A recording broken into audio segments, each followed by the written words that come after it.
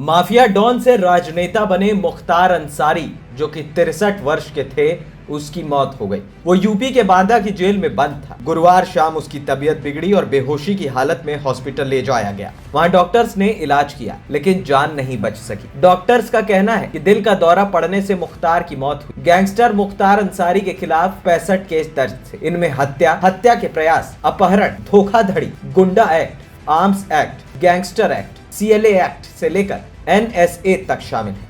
इनमें से उसे 8 मामलों में सजा हो चुकी थी। 21 केस विचाराधीन है। इसी के चलते वो सालों से जेल में बंद था, या यूं कहें कि जेल में सड़ रहा था। मुख्तार साल 2005 में पहली बार तब जेल गया जब उस पर मऊ दंगे भड़काने का आरोप लगा। ठीक 1 महीने बाद 29 नवंबर 2005 को बीजेपी विधायक कृष्णानंद राय समेत लोगों को गोलियों से भून दिया गया था। आरोप मुख्तार और उसके भाई अफजाल अंसारी पर लगे।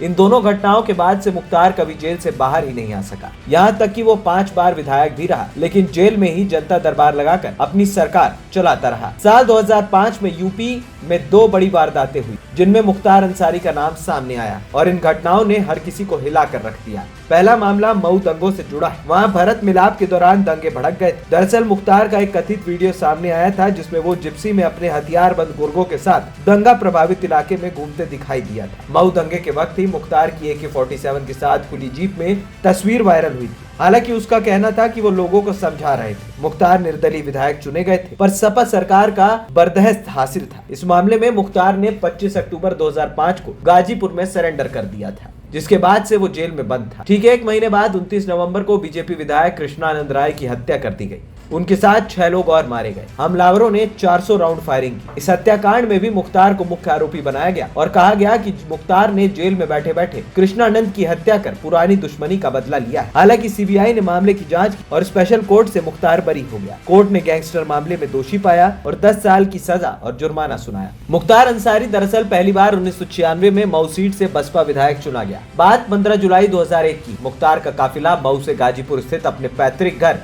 मुहम्मदाबाद के निकला। रास्ते में उसकी चट्टी के पास ट्रक में सवार हमलावरों ने मुख्तार को टारगेट बनाया और गोलियों की बरसात कर दी। घटना में मुख्तार के सरकारी गनर और प्राइवेट गनर समेत 3 लोग मारे गए। कहा जाता है कि मुख्तार के वाहन से भी गोली चलाई गई और हमलावरों में से एक मनोज राय मौके पर ढेर हो गया। इस मामले में मुख्तार के जानी दुश्मन ब्रिजेश सिंह और त्रिभुवन सिंह के खिलाफ नामजद रिपोर्ट दर्ज कराई। ब्रिजेश की मुख्तार से दुश्मनी इसलिए थी क्योंकि मुख्तार उसके दुश्मन साधु सिंह का करीबी था। साधु सिंह के परिवार की दुश्मनी एक जमीन के टुकड़े को लेकर ब्रिजेश सिंह के परिवार से हो गई। यह अदावत समय के साथ हत्याएं होने से बढ़ती गई। दूसरी वजह यह थी कि 1990 में गाजीपुर के सरकारी ठेकों पर ब्रिजेश सिंह गैंग ने कब्जा करना शुरू कर दिया था, लेकिन मुख्तार अंसारी के गिरोह ये ठेके छीनने शुरू कर चुके थे। कहा जाता है कि मुख्तार पर अटैक के बाद ही ब्रिजेश सिंह ने इलाका छोड़ दिया और फिर मुंबई पहुंचा। वहां सुभाष ठाकुर और इसके बाद दाऊद से मिला। दाऊद के जीजा की हत्या का बदला लेने के लिए JJ हत्याकांड हुआ, जिसमें ब्रिजेश का नाम आया। ब्रिजेश सिंह को 2008 में ओडिशा से गिरफ्तार किया गया। वहीं मुख्तार का राजनीतिक प्रभाव बढ़ता जा रहा था और ब्रिजेश सिंह उसे कमजोर करने के प्लान में काम कर रहा था। इस बीच गाजीपुर में एक नया लड़का अपनी जगह बना रहा था। नाम था कृष्णानंद राय। ब्रिजेश अमूमन भूमिगत रहकर काम करता था। ब्रिजेश को जिस एक चेहरे की जरूरत थी, वो कमी कृष्णानंद राय ने पूरी कर दी। चूंकि मुख्तार के भाई अफजाल गाजीपुर की मोहम्मदाबाद सीट से चुनाव जीत रहे और मुख्तार का मुस्लिम बहुल मऊ सीट पर प्रभाव था, ऐसे में कृष्णानंद के लिए मऊ सीट सेफ नहीं थी। लेकिन मोहम्मदाबाद से लगातार चुने जाते रहे उनके भाई अफजल को घेरना आसान था, क्योंकि वहां मुस्लिम आबादी 10% थी। कृष्णानंद राय ने यहीं से मुख्तार के परिवार को चुनौती दी। 2002 के विधानसभा चुनाव में उन्होंने अफजाल अंसारी को हरा दिया और बीजेपी विधायक चुने गए। इधर उसी साल यानी 2002 में ही मुख्तार मऊ से विधायक चुना गया। उसने ब्रिजेश सिंह और कृष्णानंद को बर्बाद करने की तमाम कोशिशें शुरू कर दी। मुख्तार ने सबसे पहले उस शख्स की पहचान की जिसने उस पर गोलियां चलाई। मुख्तार गैंग ने गाजीपुर के सैदपुर में सरे बाजार अनिल समेत 3 लोगों की हत्या कर दी। इस बीच मऊ दंगों में मुख्तार पर शिकंजा कसा गया और उसने 25 अक्टूबर 2005 को सरेंडर कर दिया। उस पर हिंसा भड़काने का आरोप था। उसे गाजीपुर जेल भेजा गया। वहां जेल में बैठे बैठे उसने कृष्णानंद राय की हत्या की प्लानिंग बनाना शुरू किया। इसमें उसका साथी मुन्ना बजरंगी और उसके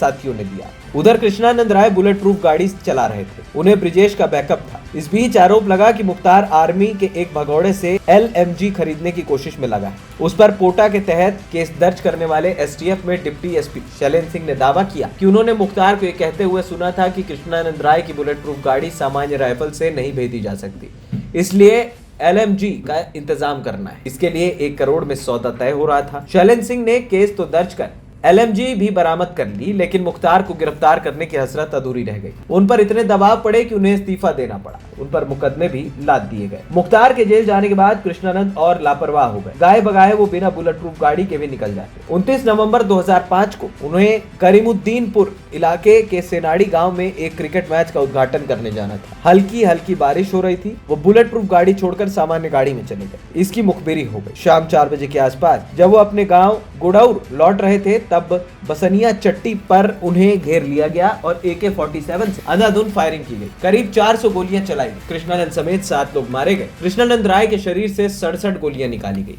ये सामान्य हत्या नहीं थी। ये बताने के लिए था कि आपके इलाके में आपके लोगों के बीच घुस कर मारा है। कृष्णानंद राय की चुटिया उस समय फेमस हो चुकी थी। कहा जाता है कि हमलावरों में से एक हनुमान पांडे ने उनकी चुटिया काट ली। बाद में उसी दौरान एक ऑडियो सामने आया जिसमें मुख्तार जेल से ही एक माफिया से बात कर रहा है और बता रहा है कि चुटिया काट ली है। कृष्णानंद राय की हत्या के बाद पूर्वांचल जल उठा, बसें फूकी गई, सरकारी संपत्तियों को नुकसान पहुंचाया गया। बीजेपी के कद्दावर नेता राजनाथ सिंह ने मुलायम सरकार के खिलाफ मोर्चा खोल दिया। हाई कोर्ट के आदेश पर जांच CBI को सौंपी गई। राय की पत्नी अलका राय की याचिका पर केस दिल्ली ट्रांसफर किया गया, लेकिन सबूतों के अभाव में 3 जुलाई 2019 को दिल्ली की CBI कोर्ट ने मुख्तार अफजाल समेत सभी आरोपियों को बरी कर दिया। वहीं मुख्तार अंसारी ने 1995 में पहली बार गाजीपुर सदर विधानसभा सीट से चुनाव लड़ा था। ये चुनाव उसने जेल में रहते हुए कम्युनिस्ट पार्टी के चुनाव चिन्ह पर लड़ा। हालांकि वो ये चुनाव हार गया था। उसके बाद मुख्तार 1996 में BSP में शामिल हो गया। वो गाजीपुर का BSP का जिला अध्यक्ष बनाया गया। फिर उसी साल मऊ सदर सीट से उसे चुनाव टिकट दे दिया गया। वो पहली बार चुनाव जीता। फिर 2002 और 2007 में उसने निर्दलीय चुनाव जीता। वो 2017 तक लगातार चुनाव जीता।